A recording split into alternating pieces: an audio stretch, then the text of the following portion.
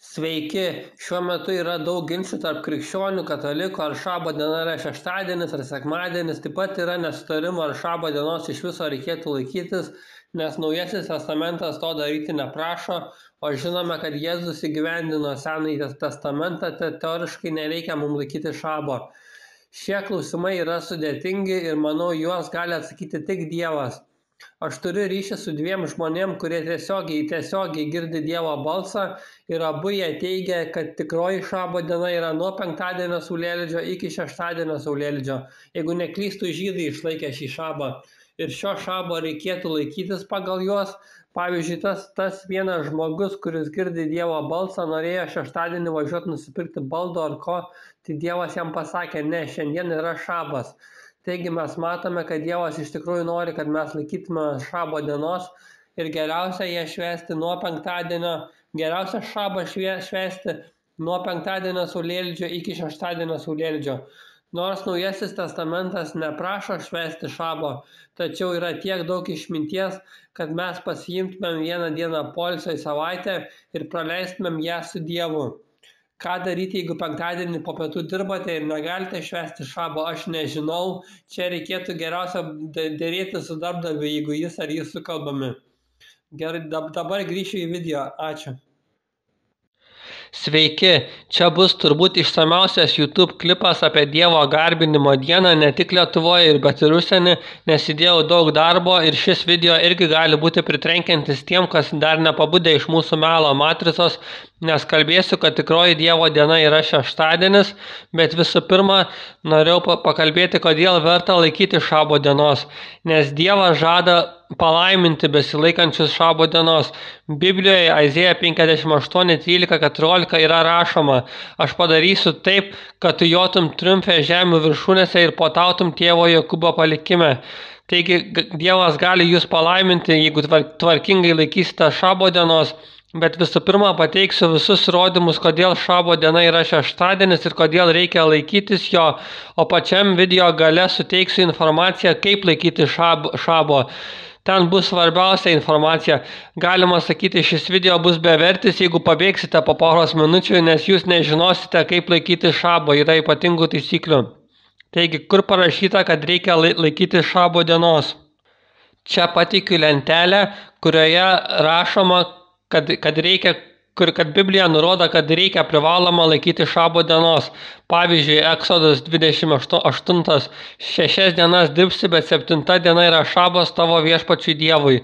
Kita ištrauka iš Biblijos: laikysies mano šabo ir gerbsi mano šventovę, aš esu viešpats. Kita eilutė: gerbk savo tėvą ir motiną ir laikykis šabo. Ir žinoma, 4 Dievo įsakymas: atmink ir švęsk šabo dieną.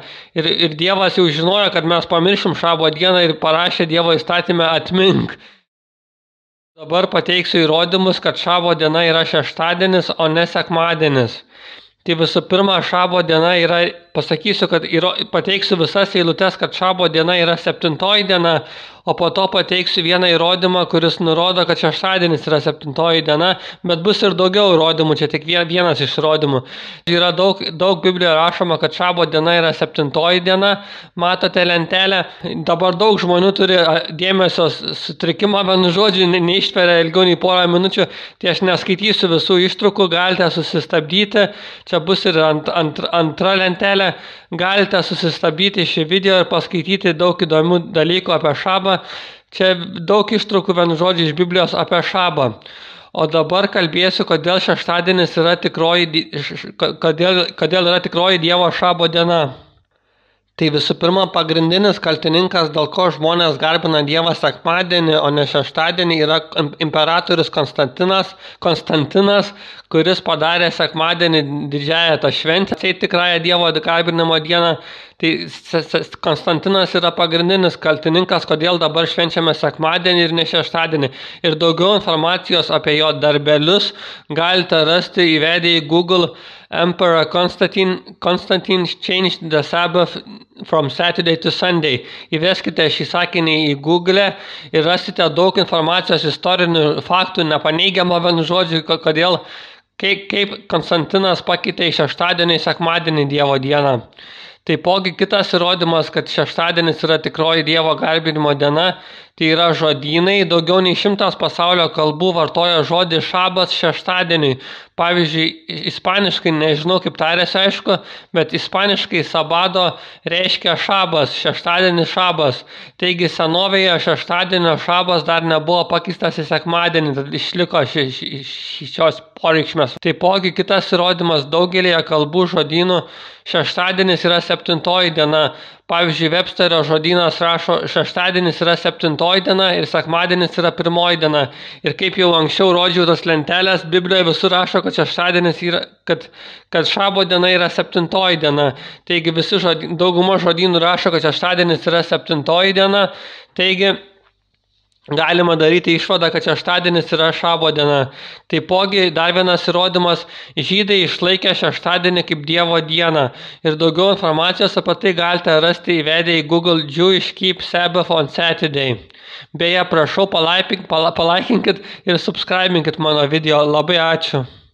Dar norėjau padaryti intarpą dėl šabo dienos, tai labai svarbu paminėti Naujajame testamente paminėtą eilutę Kolosiečiams 2:16-17, kurioje yra parašyta: taigi niekas ten nesmerkia jūsų dėl valgio ar gėrimo, dėl švenčių, jauno mėnulio ar sabato dienų. Taigi nereikia smerkti, kas ką pasirenka šeštadienį ir sekmadienį, bet dėl sekmadienio tai imperatorius Konstantinas pakeitė Dievo garbinimo dieną į sekmadienį, o tas Konstantinas garbino kažkokius saulės dievus, buvo pagonis, tada aš geriau Dievo garbinimo dieną pasirinksiu šeštadienį, o ne pagonių ir katalikų priburtą sekmadienį. Bet svarbiausia nesmerkti žmonių, kas ką pasirenka, nes Naujajame testamente parašyta, kad nereikia smerkti, kas kokias šventės ar sabato dienas renkasi. Taipogi dar norėjau paminėti vieną faktą ir įrodymą, kad sekmadienis negali būti tikroji Dievo garbinimo diena. Tai yra tas faktas, kad Biblijoje parašyta, kad Jėzus prisikėlė pirmąją savaitės dieną.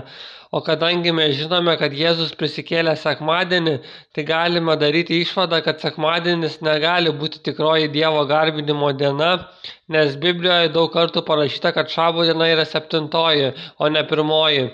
Nors atvirai, tai yra debatų internete, ar sekmadienis yra Jėzaus prisikėlimo diena, bet jeigu šis faktas jums yra abejotinas, tai pateiksiu ir kitų nenuginčiamų faktų šiame video, kad Dievo garbinimo diena iš tikrųjų yra šeštadienis, o ne sekmadienis. Dabar grįšiu į video. Ačiū.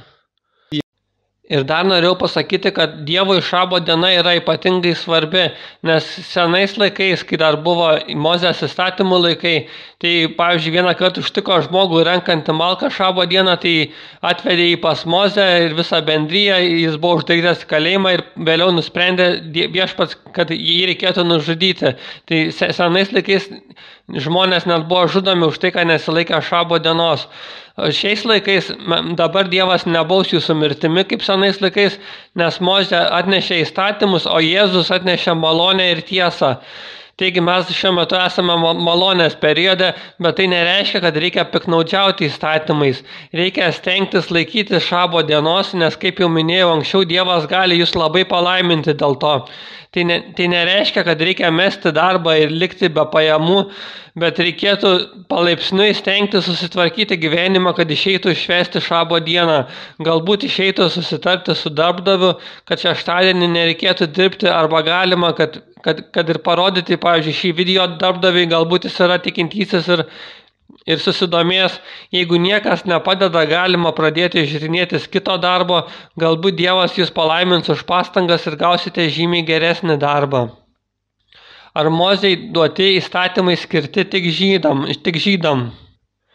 Čia irgi, man atrodo, gali būti manančių žmonių, kad Senajame testamente Mozei skirti įsakymai skirti tik žydam, bet irgi netiesa. Jeigu įvesite į Google Mark 2, 27, 28, ten parašyta, kad šabas skirtas žmogui, o ne vien tik žydam. Parašyta skirtas žmogui, neparašyta, kad skirtas tik žydam. Be to, Biblija sako, kad vien tik dėl to, kad nesi gimęs žydų, nereiškia, kad negali būti dvasiniu žydu. Jeigu laikysies visų tradicijų, tu būsi dvasinis žydas. Vienu žodžiu, galima būti žydų viduje pagal Bibliją. Ir daugiau informacijos apie tai rasite įvedę į Google Romans rašosi 2.28.29. Tas visas Biblijos nuorodas galite į Google įvesti ir išmes jums. Dabar kalbėsiu, kaip laikytis šabo šeštadienį.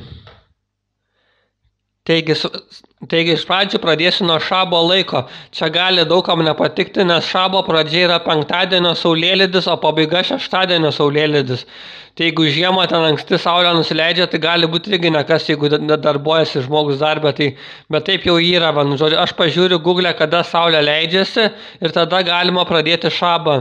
Daugiau informacijos apie tai Google Sabbath day is Friday sundown, Saturday sundown. Taip pat reikia pasiruošti anksčiau prieš šabą. Maistą ir pirkinius galima nusipirkti penktadienį ar dar anksčiau. Negalima nieko pirkti ar parduoti per šabo dieną ir daugiau biblijinių įrodymų apie tai, kad negalima nieko pirkti, parduoti yra Biblijoje. Įveskite į Google Nehemiah 10.3.1 arba Nehemiah 13.15.17. Taip pat akivaizdu ir aišku, kad negalima nieko dirbti. Negalima dirbti jokio darbo, bet Biblijoje parašyta, kad galima daryti gerą šabo dieną. Tad jeigu kas nors labai prašo kokios nors pagalbos, pavyzdžiui, prakiuro mašinos padangą, tai galima, man atrodo, padėti, arba jeigu vaikas neturi ką valgyti, galima padaryti gerą ir nupirkti, bet reikia stengtis pasiruošti prieš šabo dieną, kad nepiknaudžiauti šią Jėzaus malonę. Jėzus taip pat gydė per šabą, tad manau galima daryti gerą šabo metu. Ir įrodymai, kad nieko negalima dirbti per biblijiniai įrodymai, rasite įvedę į Google Biblijos nuorodas šias įvedę į Google rasite, kad negalima nieko dirbti per šabo dieną. Taip pat negalima kepti maisto, nes negalima kurti ugnies. Vienu žodžiu, Išėjimo 35.3 šabo dieną niekur savo gyvenvietėse nekursite ugnies.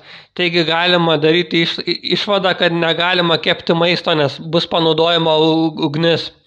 Taip pat reikėtų būti namie, stengtis būti namie, neiti parduotuvės, nebent į bažnyčią galima nueiti.